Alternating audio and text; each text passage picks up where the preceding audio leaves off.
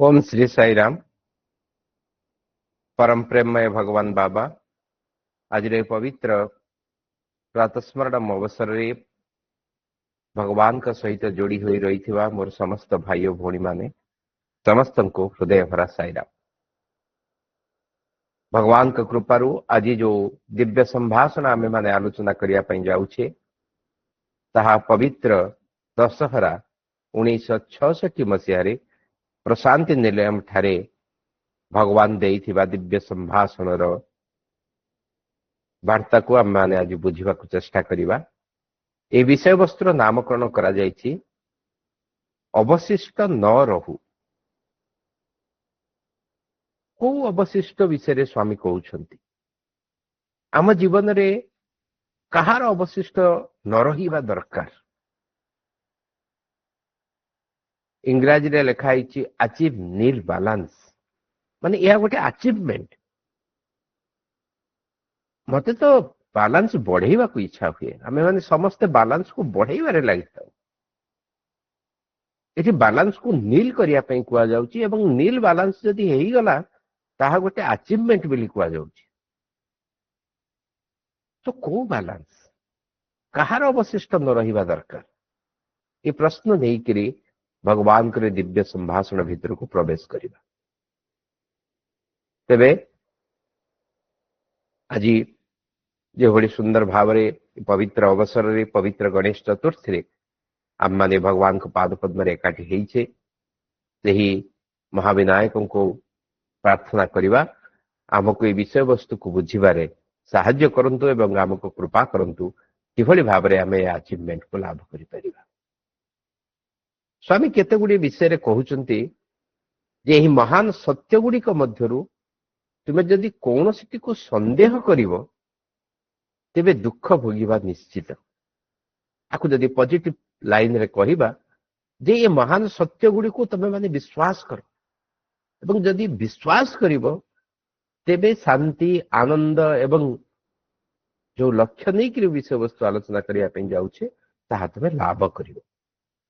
कौन से सत्य गुडी को प्रथम कहउचंती जे मनुष्यर भाग्य गठन करिवारे कर्मर गुरुत्व। मु जो कर्म करूची तार गुरुत्व केते ताकू तुमे विश्वास करो जे सेही कर्म ही तमर भाग्य गठन करि थाए। द्वितीय होउची ए अध्याय रे ओडिया रे जो वाक्य लिखाई छि ताकू मैं आपनको स्क्रीन रे रखुची जे जन्मनाश करिबा दिगरे अग्रसर होई व्यक्तिर बारंबार जन्म ग्रहण अर्थात एथिरे दुईटी कथा कुआ जाउछि जे मोर जन्म हेइछि जन्म नाश करिबा पाई। तो जब भेमौसा सुंदर भाबरा को बुझांती जे जन्मर उद्देश्य होउछि किमिति म आउ जन्म न हेबी से लक्ष्य नहीं कि म आसीथिली मात्र से दिगरे अग्रसर हो कौन मोर भूल हो जाउछि जे मते बारंबार जन्म ग्रहण करिया पाई पड़ुछि। तृतीय कहउचंती ये विश्वास तम भीतर रहिबा दरकार जे भगवान असीम कृपा बଳରେ मनीष हेइकि आसंती तांकर परम संग आमको प्रदान करंती एवं आमको ही माध्यम करी ए विश्व को उद्धार करिवा पाई तांकर प्रचेष्टा रखंती। ये तीनटी सत्य को मोर कर्मर गुरुत्व मोर जन्मर गुरुत्व एवं मो जन्म सहित अवतारंकर गुरुत्व यह को तमे विश्वास भितर रखी जीवन रे आगे चल एवं तमे किए से ये सत्य को मध्य तमे चिन्ह मु किए मु भगवान का ठारू आसी मु तांकरी महिमार एक कोणा एवं मु होउची से दिव्य आनंद सागर एक तरंग। ये होउची मोर प्रकृत स्वरूप।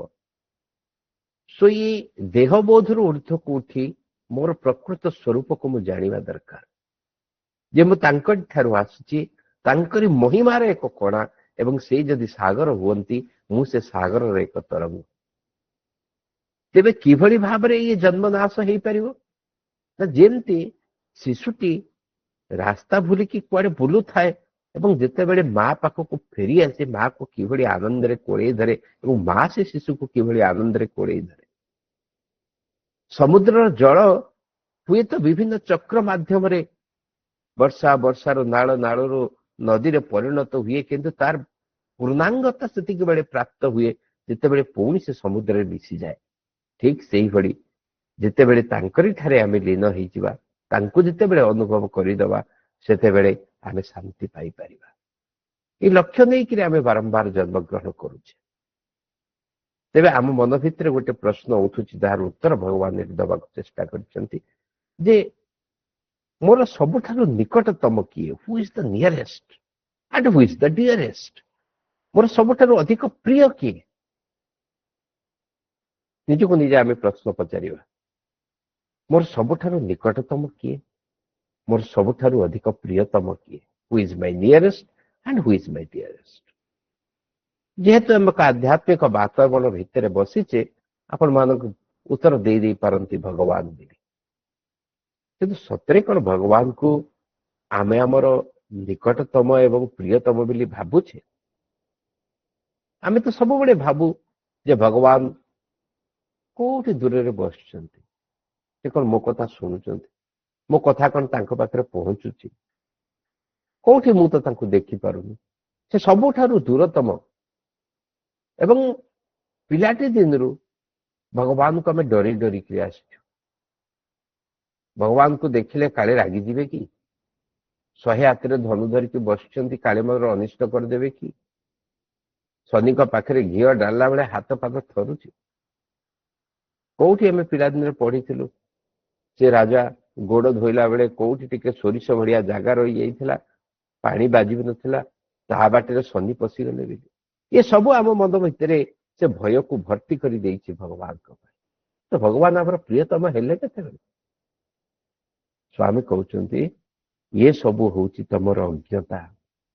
ଏଇ ଯୋଉ ଭଗବାନ ବହୁତ ଦୂରରେ ଅଛନ୍ତି ଏବଂ ଭଗବାନ ଭୟର ଅସ୍ତ୍ର ଧରିକିରି ବସିଛନ୍ତି ବୋଲି ତମେ ଭାବୁଛ, ଇଏ ହଉଛି ତମର ଅଜ୍ଞତା। ସେ ଅଜ୍ଞତାକୁ ଦୂର କରିବା ପାଇଁ ଚେଷ୍ଟା କର। ଆରେ ଭଗବାନଙ୍କର ପ୍ରେମର ତୁଳନା ନାହିଁ। ସେ ମାର 100 ମାର ପ୍ରେମ ଦଉଥିବା ଭଗବାନଙ୍କର ପ୍ରେମକୁ ବୁଝିବା ପାଇଁ ଚେଷ୍ଟା କର, ଜାଣିବା ପାଇଁ ଚେଷ୍ଟା କର। ମନ ଭିତରେ ମତେ ଆସେ ବେଳେ ବେଳେ ଭାବନା, କୋଉଠି ପାଣ୍ଡବ ମାନେ ଜଙ୍ଗଲ ଭିତରେ ରହିଥିଲେ, ଦୁର୍ବାସା ମୁନି ଆସିଲେ, କୋଉଠୁ ମାତା ଦ୍ରୌପଦୀ ଭଗବାନଙ୍କୁ ମନେ ପକେଇଲେ। ଭଗବାନ ଶ୍ରୀକୃଷ୍ଣ ସେତେବେଳେ ଫିଜିକାଲ ବଡିରେ ରହୁଥିଲେ ନା, ସେ କୋଉଠି ତାଙ୍କର ସହରରେ ତାଙ୍କର ଦ୍ୱାରକାରେ ସେ ଥିବେ ଏବଂ କେମିତି ନିମିଷକ ଭାବରେ ଆସିକି ପହଞ୍ଚିଗଲେ ସେ ଫିଜିକାଲ ଫର୍ମରେ? ହାଉ ୱାଜ ଇଟ୍ ପସିବଲ? ଅର୍ଥାତ୍ କେତେ ନିକଟରେ ସେ ଆମର ରହୁଛନ୍ତି। ହୁଏତ ଫିଜିକାଲ ଫର୍ମରେ ସେ କୋଉଠି ଦୂରରେ ଥିଲେ, କିନ୍ତୁ ସେଇ ସମୟରେ ଆସିକି ତାଙ୍କ ପାଖରେ ସେ ଜଙ୍ଗଲରେ ପହଞ୍ଚିଗଲେ। ନମ ସହସ୍ରାକ୍ଷାୟ ଶତଦନ୍ନ ନେଇଛ ଆମେ କହୁଛେ। ସହସ୍ର ଆଖିରେ ସେ ଆମକୁ ଚାହୁଁଛନ୍ତି, ଶହ ଶହ ହାତରେ ଧନୁ ଧରିକିରି ବସିଛନ୍ତି। ଆମେ ଡରି ଯାଉଛେ, ମତେ ମାରିବା ପାଇଁ ବସିଛ। ଆରେ ସ୍ୱାମୀ କହୁଛନ୍ତି, ଗୋଟେ ମା କୁ ତମେ ଦେଖିଛ? ମା 1000 ହାତରେ କାମ କରୁଥାଏ, କିନ୍ତୁ 100 ଆଖିରେ ସେ ଚାହିଁଥାଏ ମୋ ଛୁଆଟି କୋଉଠି ଅଛି। ଆଜି ଯେତେବେଳେ ହଜାର ହଜାର ଆଶ୍ରିତ ସ୍ୱାମୀଙ୍କ ପାଖରେ ପ୍ରଶାନ୍ତ ନିଲୟମରେ ପହଞ୍ଚୁଛନ୍ତି, ସମସ୍ତଙ୍କ ହୃଦୟ ଭିତରୁ ଶହ ଶହ ପ୍ରାର୍ଥନା ବାହାରୁଛି। ସମସ୍ତଙ୍କର ପ୍ରାର୍ଥନା ଅଲଗା, ସମସ୍ତଙ୍କର ବ୍ୟାକୁଳତା ଅଲଗା। ଏବଂ ସେ ମାକୁ ଯେତେବେଳେ ସମସ୍ତଙ୍କର ହୃଦୟର କଥା ଶୁଣିବା ପାଇଁ ପଡୁଥିବ, କେତେ ଆଖିରେ ସେ ଆମକୁ ଚାହିଁଥିବେ। ଆମେ ସମସ୍ତେ ଫେରିକିରି ଆସୁଛେ, ମୋ ଆଖି ଭଗବାନଙ୍କ ଆଖି ସହିତ ମିଶିଗଲା। ତ ସେ 1000 ଆଖିରେ ଆମକୁ ଚାହିଁଥିବେ, ହଜାର ହଜାର ଆଶ୍ରିତ ମାନଙ୍କୁ। ସେ ଆମ ସମସ୍ତଙ୍କର ଦୁଃଖର ବ୍ୟାକୁଳତାକୁ ଦୂର କରିବା ପାଇଁ ସେ ଶହ ଶହ ହାତରେ କର୍ମରେ ନିଜକୁ ନିୟୋଜିତ କରିଥିବେ। ସେ ପରମ ପ୍ରେମକୁ ବୁଝିବା ପାଇଁ ଆମେ ଚେଷ୍ଟା କରିବା। କିନ୍ତୁ କାହିଁକି ଆମେ ଭାବୁ ଯେ ଭଗବାନ କଣ ଶୁଣୁଛନ୍ତି? ଭଗବାନ ତ ବହୁତ ଦୂରରେ। ସ୍ୱାମୀ ଆମକୁ ଛୋଟିଆ ଉଦାହରଣ ଦେଇକି ବୁଝେଇଛନ୍ତି। ଆକାଶକୁ ତମେ ଚାହିଁଛ? ଆକାଶରେ ଯୋଉ କୋଟି କୋଟି ତାରକା ମାନେ ଦେଖାଯାନ୍ତି, ଛୋଟିଆ ଛୋଟିଆ ଗୋଲିଆ ଗୋଲିଆ, ଗୋଟେ ସୋରିଷ ମଞ୍ଜି ଭଳି ଆମକୁ ଦେଖାଯାନ୍ତି। ଆମେ ଭାବୁ କଣ ଏଗୁଡାକ ଦେଖାଯାଉଛନ୍ତି? ଏ ତାରାଙ୍କର କଣ ଶକ୍ତି ଅଛି? ଏ ସୋରିଷ ମଞ୍ଜି ଭଳିଆ ଆଲୋକ ଦଉଛନ୍ତି, କଣ ହବ? କାରଣ ସେମାନେ ବହୁତ ଦୂରରେ ଅଛନ୍ତି। ବହୁତ ଦୂରରେ ଅଛନ୍ତି ବୋଲି ତାଙ୍କୁ ଆମେ ଅସାର ଏବଂ ଅକାମୀ ବୋଲି ଭାବୁ। ସେଇଭଳିଆ ଗୋଟାଏ ବିନ୍ଦୁ ହେଇକରି ସୂର୍ଯ୍ୟ ଦେଖାଯାଆନ୍ତି ଏବଂ ସେଇ ସୂର୍ଯ୍ୟ ସମଗ୍ର ବିଶ୍ୱକୁ ଆଲୋକ ପ୍ରଦାନ କରନ୍ତି। ଏଇ ଯୋଉ ଛୋଟିଆ ସୋରିଷ ବିନ୍ଦୁ ଦେଖାଯାଏ, ଯେତେବେଳେ ଆମେ ପାଖରେ ପହଞ୍ଚୁ ଲକ୍ଷ୍ୟ କରୁ, ଆରେ କୋଟି କୋଟି, ମୁଁ ପୃଥିବୀ ଯାହାକୁ ମୁଁ ବଡ ବୋଲି ଭାବୁଛି, ଏ ପୃଥିବୀ ତ ଏଇ ଛୋଟିଆ ସୋରିଷ ବିନ୍ଦୁ ଭଳି ଦେଖାଯାଉଥିବା ତାରା ଭିତରେ ଗଢିଛି। ତେଣୁ ତାଙ୍କର ବିଶାଳତାକୁ ଆମେ ଅନୁଭବ କରିପାରୁନୁ। ସ୍ୱାମୀ କହୁଛନ୍ତି ଆଉ କିଛି ଲୋକ ଏତେ ଦୂରରେ ଥାଆନ୍ତି, ସେମାନଙ୍କୁ ତାରା ବି ଦେଖାଯାଏନି। ଆପଣ ଯଦି ମହାକାଶର ଫଟୋ ଦେଖିବେ, ମହାକାଶରୁ ଯୋଉ ଫଟୋ ଉତ୍ତୋଳିତ ହୁଏ, ସେଥିରେ ଆକାଶରେ ତାରା ନଥାନ୍ତି, କାରଣ ସେଠିକାର ଉଜ୍ଜ୍ୱଳତା ଏତେ ଅଧିକ। ସେ ତାରା ମାନେ ଯେମିତି ଆମେ ଦିନରେ ତାରା ଆମକୁ ଦେଖାଯାଏ ନାହିଁ ସୂର୍ଯ୍ୟଙ୍କର ଆଲୋକ ହେତୁ, ଠିକ ସେମିତି ସେତେବେଳେ ତାରା ମାନେ ଦେଖାଯାଆନ୍ତି।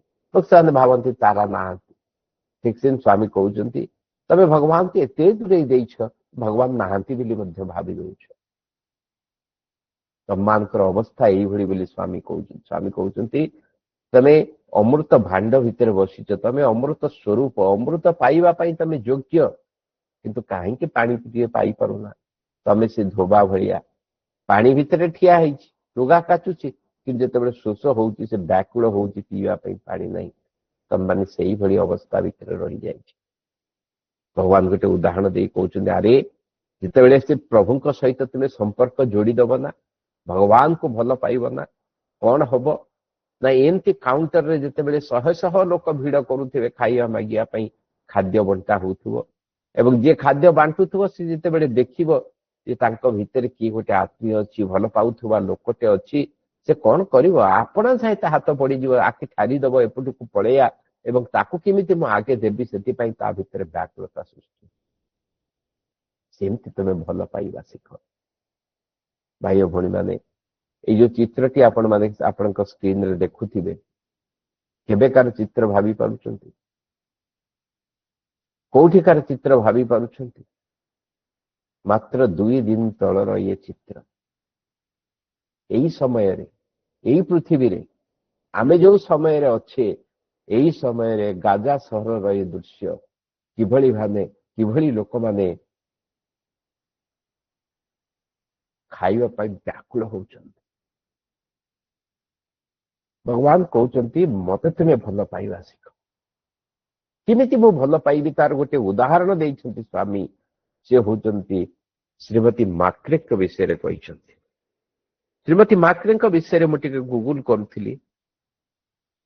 ଆମେରିକାର ଜଣେ ଅଥର, ସୋସିଆଲ ୱାର୍କର ଓପାଲ ମାକ୍ରେ, ଯାହାଙ୍କ ବିଷୟରେ ସତ୍ୟମ ଶିବମ ସୁନ୍ଦରମ ପାର୍ଟ 2ରେ ଲେଖା ହେଇଛି ଏବଂ 1966 ମସିହା ସନାତନ ସାରଥୀ ମାଗାଜିନରେ ମଧ୍ୟ ତାଙ୍କ ବିଷୟରେ ପବ୍ଲିକେସନ ହେଇଥିଲା।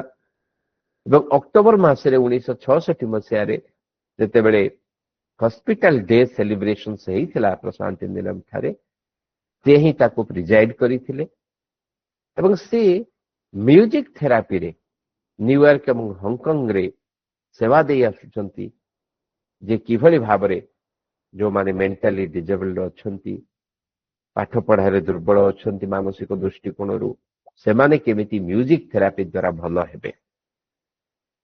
ଏବଂ ବାବା ତାଙ୍କ ବିଷୟରେ କହୁଛନ୍ତି। ବାବା କହୁଛନ୍ତି ଶ୍ରୀମତୀ ମାକ୍ରେ କଣ କରିଛନ୍ତି ନା, ଇଏ ଚାରିପଟର ବାଲି ଭିତରେ ସେ ଭଗବାନଙ୍କୁ ଏଭଳି ଭାବରେ ଦର୍ଶନ କରୁଛନ୍ତି ଯେ ସେ ନ୍ୟୁୟର୍କ, ହଂକଂ ଜିନିଷପତ୍ର ଅନ୍ୟ କିଛି ଛାଡିକିରି ବସ୍ତାଏ ବାଲି ଭର୍ତ୍ତି କଲେଣି ଏଠୁ ନେଇକି ଯିବେ ବୋଲି, ବିଭିନ୍ନ ଜାଗାରୁ ବାଲି ସଂଗ୍ରହ କରି ସେ ପବିତ୍ର ବାଲୁକା ରାଶିରେ ପ୍ରଶାନ୍ତ ନିଲମର ବାଲି ଭିତରେ ଭଗବାନଙ୍କର ପଦରେଣୁକୁ, ଭଗବାନଙ୍କର ପ୍ରେମକୁ ଦର୍ଶନ କରୁଥିଲେ।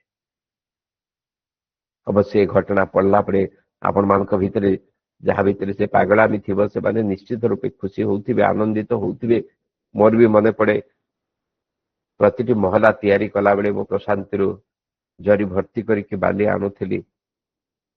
ପ୍ରଭୁଙ୍କର ସେ ଜନ୍ମସ୍ଥାନରୁ, ଈଶ୍ୱର ମା ସମାଧି ପାଖରୁ, ପ୍ରଭୁଙ୍କର ଗଣେଶ ମନ୍ଦିର ପାଖରୁ, ଲକ୍ଷ୍ମୀ ମନ୍ଦିର ପାଖରୁ, ଗାୟତ୍ରୀ ମନ୍ଦିର ପାଖରୁ, ରାମ ମନ୍ଦିର ପାଖରୁ, ଠିକ ସେମିତି ମାକ୍ରେ ମଧ୍ୟ ପ୍ରତିଟି ବାଲି କେମିତି ଯାଇକିରି ସେ ନ୍ୟୁୟର୍କରେ, ହଂକଂରେ ବିଚ୍ଛାରିତ ହବ ଏବଂ ତାଙ୍କର ପ୍ରେମର ସ୍ପର୍ଶ ସେଠି ପ୍ରବାହିତ ହବ, ସେଥିପାଇଁ ସେ କାମରେ ଲାଗିଥିଲେ।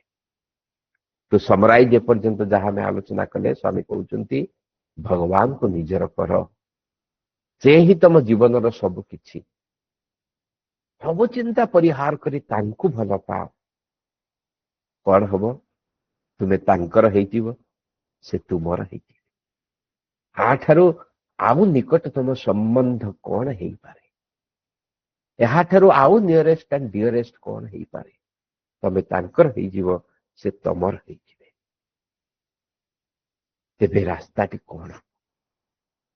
କୋଉ ରାସ୍ତା ଦେଇକିରି ଆମେ ଏ ଭଲ ପାଇବାକୁ ଅନୁଭବ କରିବା? ସ୍ୱାମୀ 3ଟି ସୋପାନ ଆମ ପାଖରେ ରଖିଛନ୍ତି। ଗୋଟିଏ ହଉଛି କର୍ମ ଜିଜ୍ଞାସା, ଦ୍ୱିତୀୟଟି ଧର୍ମ ଜିଜ୍ଞାସା ଏବଂ ତୃତୀୟଟି ବ୍ରହ୍ମ ଜିଜ୍ଞାସା। କର୍ମ ଜିଜ୍ଞାସା ମନେ ପକାନ୍ତୁ, ପ୍ରଥମ ବିଶ୍ୱାସ ଯୋଉ ସ୍ୱାମୀ କହିଥିଲେ, ତୁମ କର୍ମରେ ବିଶ୍ୱାସ ରଖ। କର୍ମ କରିବାକୁ ପଡିବ, ଜୀବନ ସାରା କର୍ମ ଭିତରେ ହିଁ ବିତିବ, କିନ୍ତୁ ସେ କର୍ମ ଉପଯୁକ୍ତ ଧାରାରେ ହେବା ଦରକାର, ଉପଯୁକ୍ତ ମନୋଭାବର ସହ ହେବା ଦରକାର। That love without duty is divine. କେମିତି ସେ କର୍ମ ସମ୍ଭବ ହବ? ଭଗବାନ ଭଗବତ ଗୀତାର ଗୋଟେ ଶ୍ଲୋକର ଉଦାହରଣ ଦେଇଛନ୍ତି। ସେ ହଉଛି 4th ଅଧ୍ୟାୟର 19ତମ ଶ୍ଲୋକ। ଜ୍ଞାନାଗ୍ନି ଦଗ୍ଧ କର୍ମାଣମ ବୋଲି ଭଗବାନ କହୁଛନ୍ତି। କେମିତିଆ କର୍ମ ହବ? ନା ସେ କର୍ମ ପୋଡି ଯାଇଥିବ। କୋଉଥିରେ? ନା ଜ୍ଞାନ ରୂପକ ଅଗ୍ନିରେ। ଆମେ କହୁଛେ ନା କର୍ମ ଆମକୁ ବନ୍ଧନରେ ପକାଏ। ଆରେ ଯୋଉ ରସିଟା ବନ୍ଧନରେ ପକାଏ, ସେ ରସିଟା ଯଦି ଆମେ ପୋଡିଦେବା, ଯଦି ରସିଟା ପାଉଁଶ ହେଇଗଲା, ଆଉ ସେ ଆମକୁ ବାନ୍ଧିବ କେମିତି? ସେ ପୋଡିବା ପାଇଁ ଉପାୟ ହଉଛି ଜ୍ଞାନ ରୂପକ ଅଗ୍ନି। ଜ୍ଞାନାଗ୍ନି ଦଗ୍ଧ କର୍ମାଣମ ତମାହୁ ପଣ୍ଡିତମ ବୁଧା। ଅର୍ଥାତ ସେଇମାନଙ୍କୁ ପଣ୍ଡିତ ମାନେ ଜ୍ଞାନୀ ବୋଲି କୁହନ୍ତି, ସାଧାରଣ ଲୋକ କୁହନ୍ତିନି। ପଣ୍ଡିତ ମାନେ କହନ୍ତି ଆରେ ଇଏ ହଉଛି ଜ୍ଞାନୀ। କିଏ ସେ? ନା ଯସ୍ୟ ସର୍ବେ ସମାରମ୍ଭା କାମ ସଂକଳ୍ପ ବର୍ଜିତା। ସେ ସବୁ କାମ କରୁଥିବ, କିନ୍ତୁ ସେଥିରେ କାମନା ନଥିବ କି ସଂକଳ୍ପ ନଥିବ। କୌଣସି କାମନାରେ ବଶବର୍ତ୍ତୀ ହେଇକି ସେ କର୍ମ କରୁନଥିବ, ବା ସେ କାମନାକୁ ପୂର୍ଣ୍ଣ କରିବା ପାଇଁ ସଂକଳ୍ପ କରିକି କର୍ମରେ ନିୟୋଜିତ ହେଇନଥିବ। ଏବଂ ଏହାର ଜ୍ଞାନ ଅଗ୍ନି ଦ୍ୱାରା ଯୋଉ ଏଇଭଳି କର୍ମ ସେ କରିବ, ସେ ହିଁ ହଉଛି ପ୍ରକୃତରେ ପଣ୍ଡିତ। ଯଦି ସରଳ ଭାଷାରେ ବୁଝିବା, ସ୍ୱାମୀଙ୍କର ଭାଷା, ସ୍ୱାମୀ କହୁଛନ୍ତି କର୍ମର ଫଳାଫଳ ବାକି ଥିବା ପର୍ଯ୍ୟନ୍ତ ତାକୁ ଶେଷ କରିବା ପାଇଁ ମଣିଷ ଜନ୍ମ ଲାଭ କରିବାକୁ ବାଧ୍ୟ। ଓ ଏଇ ଶେଷ କଥା ବୋଧେ ବିଷୟରେ କହୁଥିଲେ ଯେ ଅବଶେଷ ନ ରହିବା ଦରକାର। କୋଉ ଅବଶେଷ? ନା କର୍ମର ଫଳାଫଳ। କର୍ମର ଫଳ ପ୍ରତି ତାର ଆସକ୍ତି ନଥିବ। କର୍ମଶୀଳଟା ପୋଛି ହୋଇ ପରିଷ୍କାର ହୋଇଯିବା ଦରକାର, ଯାହା ଫଳରେ ଜନ୍ମ ମୃତ୍ୟୁର ହିସାବରେ କୌଣସି ଅବଶିଷ୍ଟ ଅଂଶ ରହିବ ନାହିଁ। ଗୋଟେ କାମନାରେ ତ ମୁଁ ପ୍ରବୃତ୍ତ ହେଇଯାଉଛି, କର୍ମରେ ପ୍ରବୃତ୍ତ ହଉଛି। ଏ କର୍ମ କିଏ କରୁଛି? ନା କାମନା। କାମନା ହିଁ ସମସ୍ତ କର୍ମ ଅନ୍ତରାଳରେ ଥିବା ପ୍ରେରଣା, କାମନା ହିଁ ପ୍ରବୃତ୍ତି। ଏ କାମନାକୁ, କାମନା ବାସନାକୁ ମୁଁ ଯଦି ଦୂର କରିଦେଇ ପାରିବି, ତାହେଲେ ସେଇଠାରେ ହିଁ ଆତ୍ମତତ୍ଵ ବିରାଜମାନ କରନ୍ତି। ସ୍ୱାମୀ ଏକ ସୁନ୍ଦର ଉଦାହରଣ ଦେଇଛନ୍ତି ଗୋଟେ ପୋଟଳର। ମୁଁ ପୋଟଳର ଚିତ୍ର ଯେହେତୁ ନ ପାଇଲି, ଆପଣଙ୍କ ପାଖରେ ମଞ୍ଜିର ଚିତ୍ର ରଖିଛି। ଯେତେବେଳେ ପୋଟଳ ଓଦା ଥାଏ, କଞ୍ଚା ଥାଏ, ମଞ୍ଜି ମାନେ ଯେତେବେଳେ କଞ୍ଚା ଥାଆନ୍ତି, ସେମାନେ ଯେତେବେଳେ ତାକୁ ଆମେ ପାଣିରେ ପକେଇବା, ସେମାନେ ବୁଡି ଯାଆନ୍ତି। କିନ୍ତୁ ଯେତେବେଳେ ସେଇ ମଞ୍ଜି ଗୁଡ଼ିକ ଶୁଷ୍କ ହେଇଯାଆନ୍ତି, ସେଇ ପୋଟଳ ଶୁଷ୍କ ହେଇଯାଏ, ସେ ପାଣିରେ ଭାସେ। କାମନା ବାସନାର ସେଇଭଳି ହଉଛି ସେଇ ଓଦା। ସେ କାମନା ବାସନାରୁ ଯେତେବେଳେ ଆମେ ମୁକ୍ତ ହେଇଯିବା, ଆମ ଭିତରୁ ବ୍ୟସ୍ତତା, ଦୁଶ୍ଚିନ୍ତା ଦୂର ହେଇଯିବ, ଫଳରେ ଏ ପରିବର୍ତ୍ତନଶୀଳ ସଂସାର ରୂପକ ସାଗରରେ ନିର୍ବିଘ୍ନରେ ଆମେ ଭାସି ପାରିବା। କାମନା ବାସନାରୁ ମୁକ୍ତ, ବ୍ୟସ୍ତତା ଦୁଶ୍ଚିନ୍ତାରୁ ଦୂର, ପରିବର୍ତ୍ତନଶୀଳ ସଂସାର ସାଗରେ ନିର୍ବିଘ୍ନରେ ଭାସି ପାର। ଏ ଭିତରଟାକୁ ଶୁଷ୍କ କରିଦିଅ, ଫମ୍ପା କରିଦିଅ, କାମନା ବାସନାରୁ ନିଜକୁ ମୁକ୍ତ କରିଦିଅ, ନିର୍ବିଘ୍ନରେ ଏ ଭବସାଗର ପାର ହେଇଯାଇପାରିବ। ସ୍ୱାମୀ ଆହୁରି ଛୋଟ ଛୋଟ ଉଦାହରଣ ଦେଇକି ଆମକୁ କେମିତି ବୁଝେଇବାକୁ ଚେଷ୍ଟା କରୁଛନ୍ତି। ସ୍ୱାମୀ କହୁଛନ୍ତି ଗୋଟେ ଆଇସ୍ ଖଣ୍ଡକୁ ଦେଖ, ଆଇସ୍ ଖଣ୍ଡ କେବେ ପବନରେ ଉଡି ପାରିବ? ପାଣିକୁ ଦେଖ, ପାଣି କେବେ ପବନରେ ଉଡି ପାରିବ? ହଁ ରେ ଉଡ଼ି ପାରିବ। ଯେତେବେଳେ ସେ ଆଇସ୍ ପାଣି ହେଇଯିବ, ପାଣି ବାଷ୍ପ ହେଇଯିବ, ହାଲକା ହେଇଯିବ, ସେତେବେଳେ ସେ ପବନରେ ଉଡ଼ି ପାରିବ। ଠିକ ସେଭଳି ଭଗବାନ କହୁଛନ୍ତି ହାଲକା ହେଇଯାଅ। ତମ ଭିତରେ ଯୋଉ ତମ ଚେତନାକୁ ଉତ୍ତେଜିତ କରୁଥିବା ଯୋଉ ପ୍ରବୃତ୍ତି ସବୁ ରହିଛି, ସେ ପ୍ରବୃତ୍ତି ଗୁଡ଼ିକୁ ଟିକେ ଦୂରେଇବାକୁ ଚେଷ୍ଟା କର। ତୁମ ଚିତ୍ତରେ ଯୋଉମାନେ ତରଙ୍ଗ ଖେଳଉଛନ୍ତି, ଯୋଉ ଭାବନା ଗୁଡାକ ଆସୁଛି, ଯୋଉ ବୃତ୍ତି ସୃଷ୍ଟି ହଉଛି, ଯୋଉ ବୃତ୍ତି ତୁମକୁ ପ୍ରବୃତ୍ତି ଆଡକୁ ନେଇଯାଉଛି, ସେ ବୃତ୍ତି ସୃଷ୍ଟି ହେବା ସମୟରୁ ତାକୁ ନିରୋଧ କରିବାକୁ ଚେଷ୍ଟା କର। ଫଳରେ ତମେ ହାଲକା ହେଇଯିବ ଏବଂ ଯୋଉଭଳି ଭାବରେ ଭଗବାନ ଚାହୁଁଛନ୍ତି ସେଥିରେ ଆମେ ନିୟୋଜିତ ହେଇପାରିବା। ଏଇ ହେଲା କର୍ମ ଜିଜ୍ଞାସା। କର୍ମ କେମିତି କରିବା ଏବଂ ସେ କର୍ମ ବର୍ତ୍ତମାନ ଦ୍ୱିତୀୟ ପାହାଞ୍ଚରେ ପହଞ୍ଚିବା ଦରକାର। ସେ ହେଉଛି ଧର୍ମ ଜିଜ୍ଞାସା, ଅର୍ଥାତ ସେ କର୍ମ ଧର୍ମରେ ପରିଣତ ହେବା ଦରକାର। ଧର୍ମ କଣ ନା, ଧର୍ମ ପାଇଁ ସ୍ୱାମୀ କହୁଛନ୍ତି କିଛି ବିଧାନ ସବୁ ରହିଛି, କିଛି ନୀତି ନିୟମ ରହିଛି, ତାକୁ ଆମକୁ ପାଳନ କରିବା। ଯିଏ ଯୋଉ ଧାର୍ମିକ ପରମ୍ପରାରେ ରହିଛେ, ସବୁ ପ୍ରତ୍ୟେକ ଧାର୍ମିକ ପରମ୍ପରାରେ କିଛି ନା କିଛି ନୀତି ବିଧାନ ରହିଛି, ତାକୁ ପାଳନ କରିବା। ଏବଂ ସେ ପାଳନର ଉଦ୍ଦେଶ୍ୟ ହେଉଛି ସମାଜରେ ନୈତିକ ସୁରକ୍ଷାକୁ ରକ୍ଷା କରିବା। ଏବଂ ସେଇ ନୈତିକ ସୁରକ୍ଷା ରକ୍ଷା ହବ ଯେତେବେଳେ ଆମେ ଆମର କର୍ତ୍ତବ୍ୟ କର୍ମକୁ ସମ୍ପାଦନ, ଯୋଉ କର୍ତ୍ତବ୍ୟ ମୋର, ଯାହା ମୋର ଡ୍ୟୁଟି, ସେ ଡ୍ୟୁଟିକୁ ମୁଁ କିଭଳି ଭାବରେ ସମ୍ପାଦନ। ଏ ଧର୍ମ ଜିଜ୍ଞାସାକୁ ସ୍ୱାମୀ ଆଉ ଟିକେ ସୁନ୍ଦର ଭାବରେ ବୁଝେଇଛନ୍ତି। ଗୋଟେ ଛୋଟିଆ ଉଦାହରଣ ଦେବା, ଦଶହରା। ଆଇ ଥିଙ୍କ ଏକ୍ଜାକ୍ଟଲି ଏ ମାସକ ପରେ ଠିକ ଏଇ 27 ସେପ୍ଟେମ୍ବର ବେଳକୁ ଆମମାନେ ପବିତ୍ର ଦଶହରାର ନବରାତ୍ରିର ବାତାବରଣ ଭିତରେ ପ୍ରବେଶ କରିଥିବା। ଦଶହରାରେ କଣ ହୁଏ? କିଛି ପରମ୍ପରା ରହିଛି, ନୀତି ବିଧାନ ରହିଛି, ମନ୍ତ୍ର ଆବାହନ ହୁଏ, ବେଦ ପାରାୟଣ ହୁଏ, ପୂଜା ଆରାଧନା ହୁଏ, ପୁରାଣ ପାଠ, ଶାସ୍ତ୍ର ଆଲୋଚନା, ପ୍ରବଚନ ଏସବୁ ଚାଲେ, ନାଟକ, ସଙ୍ଗୀତ, ହରିକଥା ଏସବୁ ହୁଏ। ଆମେ ଅନେକ ସମୟରେ ଭାବୁ ଏସବୁର କଣ ଆବଶ୍ୟକତା ରହିଛି? ସ୍ୱାମୀ କିଭଳି ଭାବରେ ପ୍ରତିଟି କଥାର ଗୁରୁତ୍ୱ ଆମକୁ ବୁଝେଇଛନ୍ତି ଯେ ଏ ଧାର୍ମିକ ପରମ୍ପରା ଭିତରେ ମଧ୍ୟ ଯାହା କିଛି ନୀତି ନିୟମ ରହିଛି, ତାର କିଛି ନା କିଛି ଉଦ୍ଦେଶ୍ୟ ରହିଛି। ଆମେ ଯେମିତି ବାଳିକା ଛୁଆଙ୍କୁ 5ଟା ଟିଚିଂ ଟେକ୍ନିକରେ ନାଚେଇକିରି, ଖେଳେଇକିରି, ବୋଲେଇକିରି, ଶ୍ଲୋକ ଶିଖେଇକିରି, ଗପ କୁହେଇକିରି ପଢଉ, ଠିକ ସେମିତି ଭଗବାନ କହୁଛନ୍ତି ପ୍ରତିଟି ଭିତରେ ବିଭିନ୍ନ ଟେକ୍ନିକକୁ ଆଡ କରାଯାଇଛି। ଯିଏ ହୁଏତ ଠିକ ଭାବରେ ଶୁଣିପାରେନି, ତାକୁ ଟିକେ ନାଚ ଗୀତ ଦରକାର ହୁଏ, ତା ପାଇଁ ନାଟକ, ସଙ୍ଗୀତ, ହରିକଥା ହୁଏ। ଘରେ ପୁରାଣ ଶାସ୍ତ୍ର ଅତି ଉପଭୋଗ୍ୟ ସୁଖପ୍ରଦ ଭାବରେ ପରିବେଷଣ କରାଯାଏ ଏବଂ ସେ ଟିକେ ବୁଝିବାକୁ ଚେଷ୍ଟା କରେ, ସେ ଟିକେ ଭାବ ଭିତରକୁ ବୁଡେ। ଆଉ ଯୋଉମାନେ ଟିକେ ସାଧନା ପଥରେ ଉପରକୁ ଯାଇଛନ୍ତି, ତାଙ୍କ ଭିତରେ ସେ ତୃଷାର୍ଥ ରହିଛି, ତୃଷା ରହିଛି, ସେ ତୃଷାକୁ ନିବାରଣ କରିବା ପାଇଁ ଶାସ୍ତ୍ର ଆଲୋଚନା, ପ୍ରବଚନ, ପୁରାଣ ପାଠ ତାଙ୍କୁ ସାହାଯ୍ୟ କରେ। ଯୋଉମାନେ ଟିକେ ଜ୍ଞାନ ମାର୍ଗରୁ ଆଧ୍ୟାତ୍ମିକ ମାର୍ଗ ଭିତରେ ଅଛନ୍ତି, ଟିକେ ପୂଜା ପାଠ ଭିତରେ ଅଛନ୍ତି, ପୂଜା ଆରାଧନା କଣ କରେ ନା, ସେମାନଙ୍କୁ ତାଙ୍କ ଚାରି ପାଖରେ ବିଭିନ୍ନ ବିଧାନ, ବିଭିନ୍ନ ନିର୍ଦ୍ଦିଷ୍ଟ ଉଦ୍ଦେଶ୍ୟ ନେଇକରି ବିଭିନ୍ନ ବିଧାନ କରାଯାଏ, ଯାହା ଫଳରେ ଯୋଉ ପଞ୍ଚମହାଭୂତ ମାନେ ରହିଛନ୍ତି ସେମାନଙ୍କ ଭିତରେ ଏକ ବାଲାନ୍ସ ସୃଷ୍ଟି ହୁଏ। ବେଦ ପାରାୟଣ, ମନ୍ତ୍ର ଆବାହନ ଏସବୁ ଭାଷା ଊର୍ଦ୍ଧ୍ୱରେ ସମଗ୍ର ମାନବ ଜାତି ପାଇଁ, ଧର୍ମର ଊର୍ଦ୍ଧ୍ୱରେ ସମଗ୍ର ମାନବ ଜାତି ପାଇଁ ଶାନ୍ତି ଏବଂ କଲ୍ୟାଣ ସୃଷ୍ଟି ପାଇଁ ଏହା ଉଦ୍ଦିଷ୍ଟ। ଏଗୁଡିକ ଏଇ ଯୋଉ ପ୍ରକୃତିରେ ପଞ୍ଚମହାଭୂତ ରହିଛନ୍ତି ସେମାନଙ୍କ ଭିତରେ ଶକ୍ତି ଭରି ଦିଏ, ସେମାନଙ୍କ ଭିତରେ ବାଲାନ୍ସ ସୃଷ୍ଟି କରେ। ଫଳରେ କଣ ହୁଏ? ଏ ସବୁ ପଦ୍ଧତି ଦ୍ୱାରା ମଣିଷର ହୃଦୟର ପାଖୁଡା ଗୁଡିକ ଧୀରେ ଧୀରେ ଉନ୍ମୁକ୍ତ ହୁଏ। ଯୋଉଥିପାଇଁ ଆଜି ସୁନ୍ଦର ଜ୍ୟୋତି ଆବା ଜ୍ୟୋତି ଧ୍ୟାନ ଆମେ କରୁଥିଲେ, ଏ ସବୁ କର୍ମ ମାଧ୍ୟମରେ ମଣିଷ ହୃଦୟର ପାଖୁଡା ଗୁଡିକ ଖୋଲି ହୁଏ। ଦେନ୍ ତୃତୀୟରେ ଭଗବାନ କହୁଛନ୍ତି ବ୍ରହ୍ମ ଜିଜ୍ଞାସା। ବ୍ରହ୍ମସୂତ୍ର ପ୍ରଥମ ଧାଡି ଆରମ୍ଭ ହେଇଛି, ଅତଃ ବ୍ରହ୍ମ ଜିଜ୍ଞାସା। ଏ ସବୁ ହେତୁରୁ ମୁଁ ବର୍ତ୍ତମାନ ବ୍ରହ୍ମକୁ ଜାଣିବା ପାଇଁ ମୋ ଭିତରେ ବ୍ୟାକୁଳତା ସୃଷ୍ଟି ହୁଏ। କର୍ମ କଣ ମୁଁ ଜାଣିଲି, ଧର୍ମ କଣ ମୁଁ ଜାଣିଲି, ଏ ବ୍ରହ୍ମ କଣ ତାକୁ ମତେ ଜାଣିବା ଦରକାର। ମୁଁ କୋଉଠୁ ଆସିଛି, କୋଉଠିକି ଯିବି? ସ୍ୱାମୀ ତାର ଏ ଜିଜ୍ଞାସାକୁ ପୂରଣ କରିବା ପାଇଁ ଯୋଉ ପ୍ରାଥମିକ ସାଧନା ଭାବରେ ଆମକୁ ଦେଇଛନ୍ତି, ସିଏ ହଉଛି ନାମ ସ୍ମରଣରେ ଶ୍ରଦ୍ଧା। ନାମ ସ୍ମରଣ କର। କୋଉ ନାମ? ଆରେ କୋଉ ନାମ କଣ ଦରକାର? ଯେତେ ପ୍ରକାରର ଡିଜାଇନରେ ତମେ ଚିହ୍ନି କଣ୍ଢେଇ ତିଆରି କର, ହାତୀ, ବାଘ, ଘୋଡା, ତମକୁ ଦେଖାଯାଇପାରେ ଏଇଟା ହାତୀ, ଏଇଟା ବାଘ, ଏଇଟା ଘୋଡା, କିନ୍ତୁ ଯେତେବେଳେ ପାଟିରେ ପକେଇଦବ ନା, ଏକା ଭଳିଆ ମିଠା ଲାଗିବ। ଯେକୌଣସି ନାମ ନିଅ ଏବଂ ସେ ନାମ ଭିତରେ ଥିବା ମିଠାକୁ ଅନୁଭବ କରିବାକୁ ଚେଷ୍ଟା କର।